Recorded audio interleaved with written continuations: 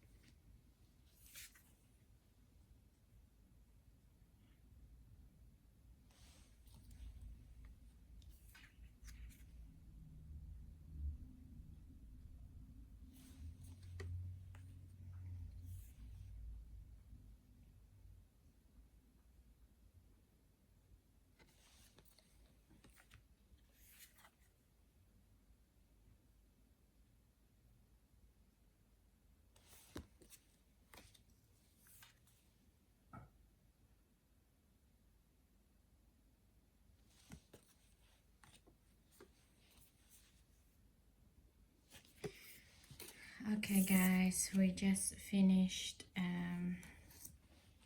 the silent flip through of this new tarot deck, Tarot of Tales and Legends. And what I think about this tarot deck is actually quite beautiful in a way, and it's kind of remind me of the Baba Studio Tarot, Victorian Romantic Tarot, you know. So I think in the future I'm going to make energy pairing between the two, because I feel that this is like a mass market version of Baba Rock Tarot, Baba Studio Victorian Romantic Tarot. But in itself, what I feel is it's very exciting, because I'm sure that there's other tarot decks that looks like this and feels like this. But it feels to me, because this is made by one singular artist, so the feeling of the artwork, it's all very coherent to me, and it felt like very pre-Victorian, pre-Victorian era artwork even. So, and it's have like this feeling of a little bit of Celtic, a little bit of Druidism in the UK, at least. I'm not sure where Henry Justice Ford is coming from actually, but the artwork feels very European, pre-Raphaelite or Raphaelite era, something like this. As one that I want to mention is about this strength card, and it's about Saint George against against the dragon, which is like, to me, it's very interesting portrayal of strength. Um, of course, this probably also not the first one to go with this theme, Saint George versus the dragon. But it's, to me, it's most of the time the strength card against a different a lot of different animals, and to have this Saint George against the dragon, it's very European archetype as well, when someone wants to subdue their subconscious or unconscious behavior, something like this. So yeah, and it's very interesting portrayal of dragons as well, and it's kind of like an epitome that dragon is one of those monsters that need to be subdued in the European mind, whereas in Asia, dragon, it's more seen as a good luck, and because the dragon path is energy path, it's like a kundalini rising as well. So it's just very interesting to see this strength. I love it so much. And the other cards that I see, it's very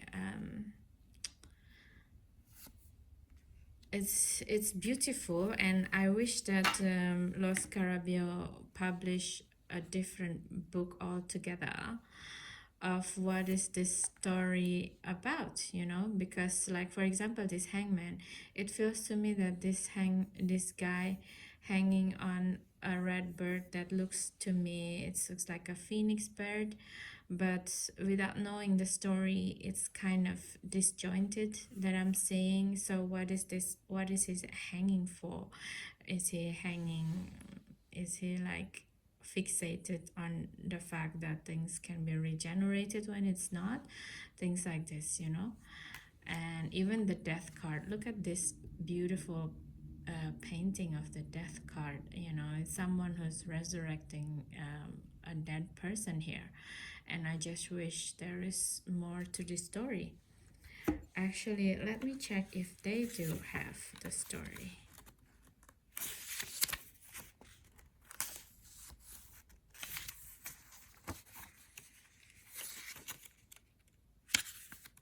On the death card,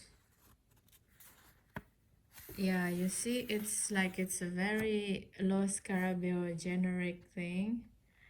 Death cards care for those who are going through hard times.